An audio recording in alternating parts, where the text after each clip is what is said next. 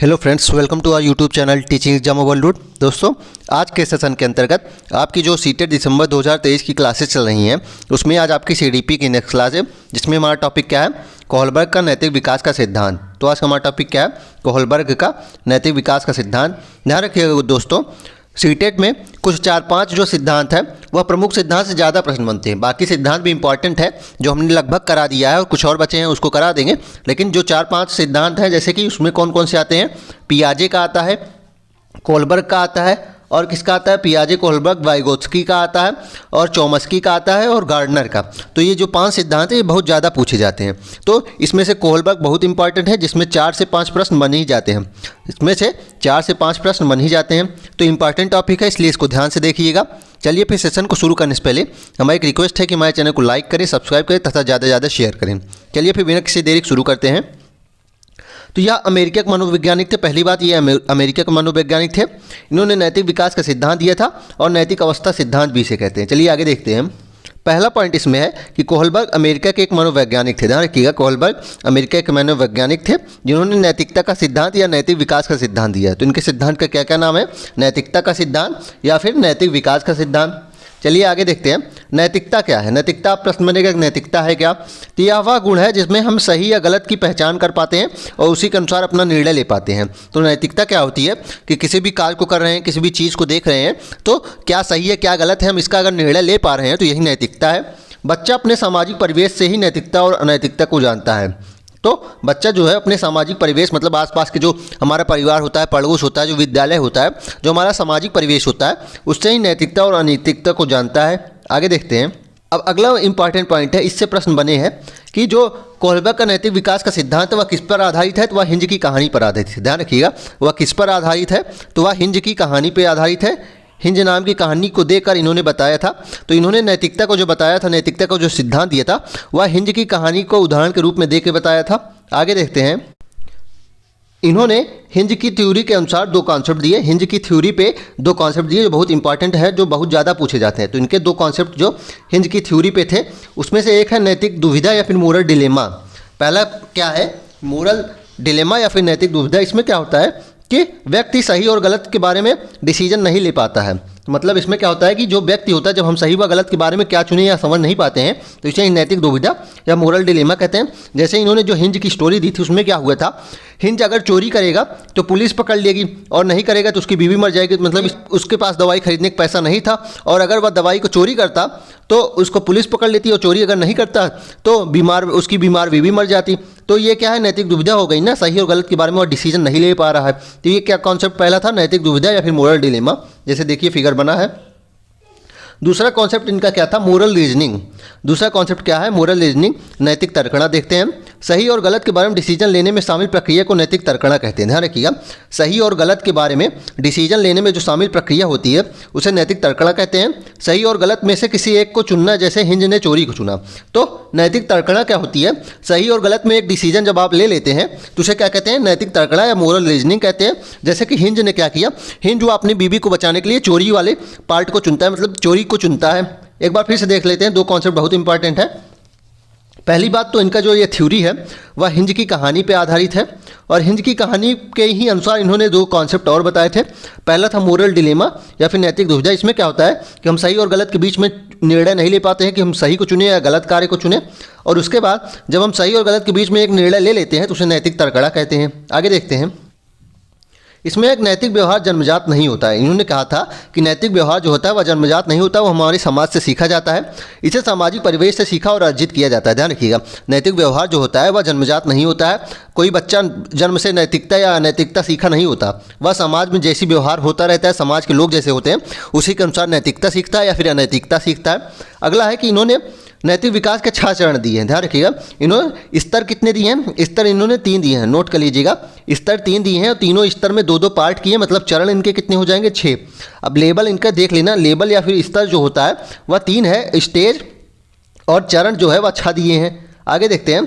और उसने पाया कि ये चरण सार्वभौमिक होते हैं। तो इन्होंने क्या पाया कि ये जो चरण होते हैं वो सार्वभौमिक होते हैं, मतलब सभी बच्चों में ये चरण अनिवार्य होते हैं। आगे देखते हैं। चरित्र निर्माण और नैतिक विकास के जो इनके संदर्भ में लॉरेंस कोहलबर्ग ने अपने सिद्धांत में क्या किया कि यह निष्कर्ष निकाला कि बच्चों में मतलब एक फिक्स अवस्थाएं पाई जाती हैं कि इस अवस्था में बच्चे किस प्रकार की नैतिकता दिखाएंगे, उसके बाद किस प्रकार की दिखाएंगे। मतलब उम्र के अनुसार बच्चों की नैतिकता का जो स्तर होता है वह फिक्स्ड होता है, इन्होंने ये पाया। आगे देखते हैं, चलिए अब देख लेते हैं कोहलबर्ग के नैतिकता के जो 3 लेवल बताए हैं, बहुत इंपॉर्टेंट है। कोहलबर्ग ने नैतिकता के 3 स्तर बताए हैं, इंपॉर्टेंट है, देखते हैं। और स्टेज इन्होंने कितने बताए, स्टेज इन्होंने 6 बताए हैं, नोट कर लीजिएगा, स्टेज इन्होंने 6 बताए और लेवल 3 है और सभी लेवल में 2-2 पार्ट हो गए तो 6 स्टेज हो जाएंगे। पहला लेवल क्या है इनका, पहला है प्री कन्वेंशनल लेवल, यहाँ लेवल कर लीजिएगा, प्री कन्वेंशनल लेवल जो 4 से 10 वर्ष होता है, इंपॉर्टेंट है, 4 से 10 वर्ष होता है। इसमें क्या होता है कि बच्चे की नैतिकता शून्य होती है। नैतिकता शून्य होने का मतलब क्या हो जाएगा कि बच्चों को सही और गलत के बारे में नहीं पता है, उसे क्या चीज़ सही है क्या चीज़ गलत है यह अंदाज़ा नहीं होता है, तथा नैतिक तर्कणा दूसरों के मानकों के अनुसार होती है। इसमें मतलब इसमें क्या होता है कि बच्चों को सही और गलत के बारे में अंदाज़ा नहीं होता है कि क्या चीज़ सही है क्या चीज़ गलत है, और जो नैतिकता होती है वह दूसरों के अनुसार होती है। आगे देखते हैं, इसी में लिखा गया है इस अवस्था में बच्चों को सही और गलत के बारे में पता नहीं होता है। इस अवस्था में नैतिक तर्कणा दूसरों लोगों के मानकों के अनुसार होती है और नैतिकता शून्य होती है। इसे 2 भागों में बांटा गया, इसे 2 भागों में बांटा गया है। पहला है, अब भाग देख लीजिए, अब पूछेगा कि स्टेज फर्स्ट कौन सी है, तो ये स्टेज फर्स्ट हो जाएगी ना। लेवल पूछेगा तो लेवल क्या हो जाएगा, प्री कन्वेंशनल, और लेवल में पहला है ये। स्टेज पूछेगा तो ये स्टेज फर्स्ट हो जाएगी। दंड एवं आज्ञा पालन उन्मुखता, इंग्लिश में ज़्यादा याद करिएगा, पनिशमेंट एंड ओबीडियंस। क्या है पनिशमेंट एंड ओबीडियंस, इसमें क्या होता है, इसमें बच्चे की नैतिकता सजा और आज्ञा पालन पर आधारित होती है। मतलब बच्चे की नैतिकता क्या होती है, सजा और आज्ञा पालन पर आधारित होती है। इसे 2 भागों में बांटा गया, अब ध्यान रखिएगा, इसे 2 भागों में बांटा गया है। दंड एवं आज्ञा पालन उन्मुखता पहला है, पहला क्या है, स्टेज फर्स्ट है ना, स्टेज ये फर्स्ट हो जाएगा, ध्यान रखिएगा स्टेज फर्स्ट हो जाएगा। और यह प्री कन्वेंशनल का भाग है, स्टेज फर्स्ट हो जाएगा। पनिशमेंट एंड ओबीडियंस, इसमें क्या होता है, बच्चे की नैतिकता सजा और आज्ञा पालन पर आधारित होती है। मतलब बच्चा जो नैतिकता दिखाता है या तो सजा की डर के दिखाता है या फिर वह किसी की आज्ञा मानता रहता है तो डर दिखाता है। जैसे कि अभी पिछली बार इसमें प्रश्न पूछा गया है कि एक बच्चा क्लास में मार खाने के डर से होमवर्क अपना करके आता है तो उसमें किस प्रकार की नैतिकता का स्तर पाएगा। तो स्टेज 1 में उसमें पूछा था कौन सा होगा इसमें, तो पनिशमेंट एंड ओबीडियंस ऑप्शन में दिया गया था, क्योंकि बच्चा जो है सजा खाने के डर से ना नैतिकता दिखा रहा है, तो option number punishment and obedience हो जाएगा। और जैसे उदाहरण दिया गया है, जब हिंज ने चोरी की तो बच्चों के सोचा कि अगर वह चोरी करेगा तो उसे सजा मिलेगी।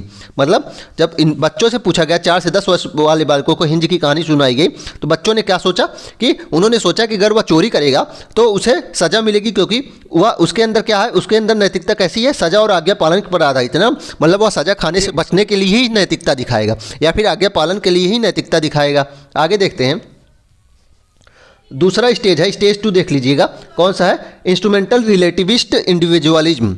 दूसरा स्टेज क्या है, साधनात्मकता सापेक्षता उन्मुखता या फिर इंस्ट्रूमेंटल रिलेटिविस्ट इंडिविजुअलिज्म।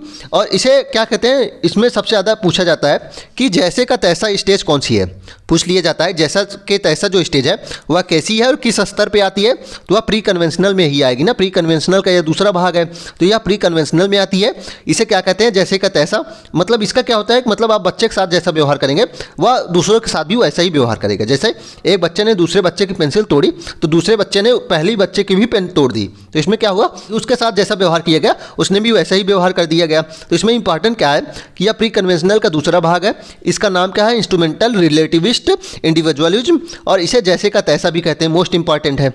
जैसे देखिए, अगर आप बच्चे की पेंसिल, आप किसी बच्चे की पेंसिल तोड़ेंगे तो दूसरा बच्चा भी उसकी पेंसिल तोड़ेगा। आगे देखते हैं, हमारा दूसरा स्तर आता है। दूसरा स्तर क्या है, कन्वेंशनल स्टेज। दूसरा स्तर क्या है, कन्वेंशनल स्टेज, जो 10 से 13 वर्ष होता है। 10 से 13 वर्ष के बच्चों में कन्वेंशनल स्टेज पाया जाता है। इसमें क्या होता है कि इस अवस्था में बच्चा दूसरों लोगों के मानकों को अपने अंदर समावेशित कर लेता है तथा उसी के अकॉर्डिंग सही गलत का निर्णय करता है। मतलब इसमें क्या होता है कि जो समाज के मानक निर्धारित होते हैं उसी के अकॉर्डिंग नैतिकता दिखाता है तथा सही गलत का निर्णय समाज के मानकों के अनुसार, मतलब समाज के जो मानक फिक्स है समाज के अनुसार ही वह नैतिकता दिखाएगा और सही गलत का निर्णय करेगा। इसे भी 2 भागों में बांटा गया है, इसे भी 2 भागों में बांटा गया है। पहला क्या है, good boy good girl orientation या फिर गुड बॉय गुड गर्ल अवस्था। यह कौन सी स्टेज हो जाएगी, स्टेज बहुत पूछता है। स्टेज 3 कौन सी होगी, पूछेगा कि स्टेज 3 कौन सी होती है। कोहलबर्ग के नैतिकता के सिद्धांत के अनुसार स्टेज 3 का क्या नाम है, तो good boy good girl orientation है। इसमें क्या होता है कि दूसरों के साथ भला बनकर अनुमोदित अर्जन करना चाहता है। तो इसमें क्या होता है कि वह इसलिए नैतिकता दिखाता है क्योंकि वह दूसरों के साथ भला करके, क्योंकि वह अच्छा बनना चाहता है, दूसरों के सामने अपनी इमेज अच्छी बनाने के लिए ऐसा व्यवहार करता है। इसे ही क्या कहते हैं, पूछा जाता है। इसमें मोस्ट इंपॉर्टेंट है गोल्डन रूल। गोल्डन रूल इसी में आता है, ध्यान रखिएगा, गोल्डन रूल इसे ही कहते हैं। पूछा जाता है गोल्डन रूल क्या होता है, मतलब कि आप जो नैतिकता दिखाएंगे, आप दूसरों के सामने अच्छी अपनी इमेज अच्छी बनाने के लिए आप नैतिकता दिखाएंगे। मतलब आप अपना होमवर्क क्यों अच्छा करेंगे, क्योंकि आप मॉनिटर बनना चाहते हैं, आप अपने टीचर के सामने अच्छा बनना चाहते हैं। आप घर में अच्छे काम करेंगे क्योंकि आप मम्मी पापा के सामने आप अच्छा बनना चाहते हैं। तो गोल्डन रूल का जो बिहेवियर आता है वह कौन सी स्टेज में आता है, स्टेज 3 में आता है। लेवल पूछ लिया जाएगा, लेवल 2 में आता है ना। लेवल कौन सा है, कन्वेंशनल स्टेज लेवल 2 है, और स्टेज ये 3 हो जाएगी, गुड बॉय गुड गर्ल। इसमें क्या होता है कि आप जो अच्छा बनना चाहते हैं, आप अच्छी इमेज बनाने के लिए अच्छा कार्य करते हैं। मतलब आप जो नैतिकता दिखाएंगे, आपकी इमेज अच्छी बने इसलिए दिखाते हैं, और इसे ही गोल्डन रूल का विचार कहते हैं। पूछा जाएगा गोल्डन रूल का विचार किस अवस्था में आता है, तो वह आता है लेवल 2 में, और स्टेज किस में आता है, स्टेज 3 में आएगा। स्टेज 3 है ना। आगे देखते हैं।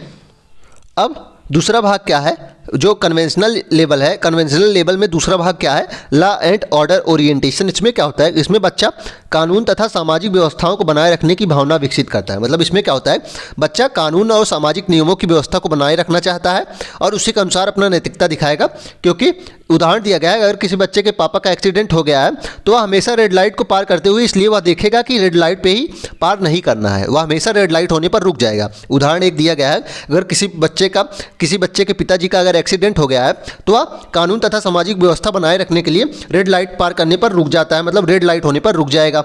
आगे देखते हैं।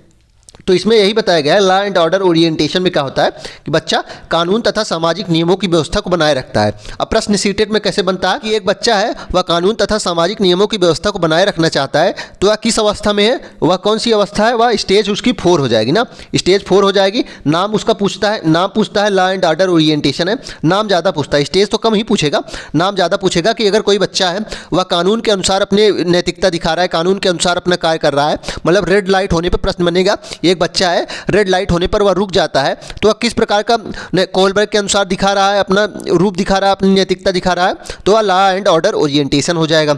आगे देखते हैं। अब लेवल 3 है उत्तर रूढ़िगत नैतिकता या फिर पोस्ट कन्वेंशनल स्टेज। तीसरा क्या है, पोस्ट कन्वेंशनल स्टेज, या 13 वर्ष से ऊपर के बच्चों में होती है, ध्यान रखिएगा, या 13 वर्ष के ऊपर के बच्चों में होती है। इसमें डिसीजन खुद से लिए जाते हैं, ना कि समाज के जरिए कि क्या सही है क्या गलत है। इसमें क्या होता है, नैतिकता जो है बच्चा खुद से निर्णय लेता है, मतलब क्या सही है क्या गलत है वह खुद चुनता है। वह यह नहीं चुनता कि समाज के लिए क्या सही है क्या गलत है, उसके लिए क्या सही है वह खुद चुनेगा। हाँ, ये हो सकता है कि जो वह चुन रहा है उसके लिए जो सही है वह समाज के लिए गलत हो सकता है, लेकिन इस अवस्था में वह अपने लिए ही सही सारी चीज़ें चुनेगा। इसकी 2 अवस्थाएं होती हैं, इसकी भी 2 अवस्थाएं होती हैं, इसकी 2 अवस्थाएं होती हैं। देखते हैं पहली अवस्था इसमें क्या होती है, social contract orientation. Social contract orientation क्या होती है, सामाजिक अनुबंध उन्मुखता। इसमें क्या होता है कि इसमें किशोर यह मानते हैं कि नियम लोगों के भले के लिए बने हैं, अगर किसी नियम से किसी का नुकसान होता है तो ऐसे नियमों को तोड़ दिया जाना चाहिए। मतलब इसमें ये बच्चा क्या मानते हैं, बच्चे मानते हैं कि नियम जो होते हैं वह लोगों के लिए ही बने होते हैं, अगर नियम तोड़ने से किसी का भला हो रहा है तो उस नियम को हम बदल सकते हैं और तोड़ भी सकते हैं। जैसे उदाहरण दिया गया है, अगर रेड लाइट तोड़कर उसके पापा की जान बचाई जा सकती है तो वह उसे तोड़ देगा। तो प्रश्न ऐसे पूछ सकते हैं कि एक बच्चा है वह अपने पिता की जान बचाने के लिए या वह एम्बुलेंस को पास देने के लिए क्या कर रहा है, रेड लाइट के नियमों को नहीं मान रहा है, तो उसके अंदर कौन सी अवस्था पाई जा रही है, सोशल कॉन्ट्रैक्ट ओरिएंटेशन हो जाएगा। आगे देखते हैं। आगे हमारे लास्ट स्टेज 6 जो आती है, लेवल 3 में पार्ट 2 और stage 6 universal ethical principle orientation. हमारा लास्ट पार्ट क्या है, यूनिवर्सल एथिकल प्रिंसिपल ओरिएंटेशन। इसमें देखते हैं, इसमें किशोर दूसरों के विचारों से नहीं बल्कि अपने खुद के मानकों के अनुसार व्यवहार करता है। मतलब खुद के स्टैंडर्ड्स के उसके होते हैं जो उसी के अकॉर्डिंग व्यवहार करेगा, दूसरे के फायदे के लिए अपने जान पर भी खेल जाता है। इस अवस्था में क्या होता है कि बच्चा जो होता है वह दूसरों के फायदे के लिए अपनी जान पर भी खेल जाता है और नियमों को भी नहीं मानता। मतलब जो ये स्टेज है, स्टेज 6 है यूनिवर्सल एथिकल प्रिंसिपल ओरिएंटेशन। इसमें क्या होता है कि खुद के स्टैंडर्ड के अकॉर्डिंग व्यवहार करता है बच्चा, किसी के मानक के अनुसार व्यवहार नहीं करता, जो उसकी नैतिक तड़कड़ा होगी उसी के अनुसार व्यवहार करेगा और दूसरों के फायदे के लिए वो अपनी जान पर भी खेल जाएगा। एक और पॉइंट इंपॉर्टेंट है कि इसमें न्याय सबसे जरूरी होता है, चाहे सामाजिक कानून ही न तोड़ना पड़े इसके लिए। तो इस स्टेज में क्या होता है कि न्याय सबसे जरूरी होती है, चाहे उसके लिए सामाजिक या फिर कानून तोड़ना ही न पड़े। और एक पॉइंट इसमें इंपॉर्टेंट है कि हीरो बनने का गुण इसी अवस्था में आता है, हीरो बनने का गुण इस अवस्था में आता है। प्रश्न पूछा जाता है कि बच्चे में हीरो बनने का गुण किस अवस्था में आता है कोलबर्ग के सिद्धांत के अनुसार, तो स्टेज 6 अर्थात यूनिवर्सल एथिकल प्रिंसिपल ओरिएंटेशन के अनुसार आता है। जैसे कि देखिए भगत सिंह का इमेज लगाया गया है कि इसमें क्या होगा कि आप हीरो बनना चाहेंगे, आप किसी की जान बचाने के लिए अपनी जान पर भी खेल जाएंगे और न्याय इसमें सबसे जरूरी हो जाता है बच्चों के लिए, चाहे वह उसके लिए कानून ही ना तोड़ना पड़े। इसके बाद देखते हैं आलोचना इसकी। तो कोलबर्ग के सिद्धांत की आलोचना कैरोल गिलगिट गिल्गिन ने की है। कोहलबर्ग के सिद्धांत की आलोचना किसने की है? कैरोल गिल्गिन ने की है। उन्होंने तर्क दिया कि कोहलबर्ग ने अपने एक्सपेरिमेंट में महिलाओं को कम प्राथमिकता दी है। तो अब इसमें क्या इंपॉर्टेंट है कि कोहलबर्ग के सिद्धांत की आलोचना कैरोल गिल्गिन ने की है। उन्होंने क्या तर्क दिया कि उन्होंने अपने एक्सपेरिमेंट में महिलाओं को कम प्राथमिकता दी है, क्योंकि महिलाओं को इन्होंने कम प्राथमिकता दी। साथ ही इन्होंने यह भी कहा कि पुरुषों की नैतिकता का आधार न्याय है, जबकि स्त्रियों की नैतिकता का आधार देखभाल होता है। मतलब पुरुष जिस प्रकार नैतिकता का व्यवहार करते हैं, महिलाएं उस प्रकार नैतिकता का व्यवहार नहीं करती, क्योंकि पुरुष का नैतिकता का आधार क्या होता है कि हर समय न्याय होना चाहिए, न्याय को प्राथमिकता देते हैं पुरुष। और स्त्रियों की नैतिकता का आधार क्या होता है? देखभाल। उनके स्त्रियों की नैतिकता का आधार क्या होता है? देखभाल होता है। और गिल्गिन ने क्या कहा कि आपने अपनी थ्योरी में महिलाओं को कम प्राथमिकता दी है। साथ ही इनके बारे में एक और आलोचना इनकी की जाती है, अपनी मोरल रीजनिंग में, मतलब अपने सिद्धांत में कल्चरल डिफरेंस को इंपॉर्टेंस नहीं दी। कल्चरल डिफरेंस क्या होता है? मतलब एक बच्चा मान लीजिए उसके समाज में उसके माता पिता का अच्छा व्यवहार है, उसके माता पिता अच्छा व्यवहार करते हैं और अच्छे गुण वाले हैं, और दूसरा बच्चा है कि उसके माता पिता थोड़े उनके बुरे विचार वाले हैं। तो इसमें क्या होगा? जिसके माता पिता अच्छे व्यवहार वाले हैं उनकी नैतिकता का विकास अच्छे ढंग से होगा ना, और बुरे बच्चों के जिनके माता पिता जिनका समाज बुरा है तो उनका नैतिकता का विकास धीरे होगा या फिर नहीं होगा, नैतिकता आ जाएगी। तो इन्होंने क्या किया? कल्चरल डिफरेंस को इंपॉर्टेंस नहीं दी। चलिए फिर इसी के साथ आज के सेशन को हम समाप्त करते हैं। आशा करता हूं कि आपको सेशन पसंद आया होगा। अगर आप इसी तरह के अन्य सेशन भी देखना चाहते हैं तो हमारे यूट्यूब चैनल को लाइक करें, सब्सक्राइब करें तथा ज़्यादा से ज़्यादा शेयर करें। साथ ही अगर आप इसकी पीडीएफ भी प्राप्त करना चाहते हैं तो हमारे टेलीग्राम चैनल का लिंक डिस्क्रिप्शन बॉक्स में है, आप उससे ज्वाइन हो जाइए, आपको सारी पीडीएफ वहीं मिलेगी। चलिए फिर, धन्यवाद।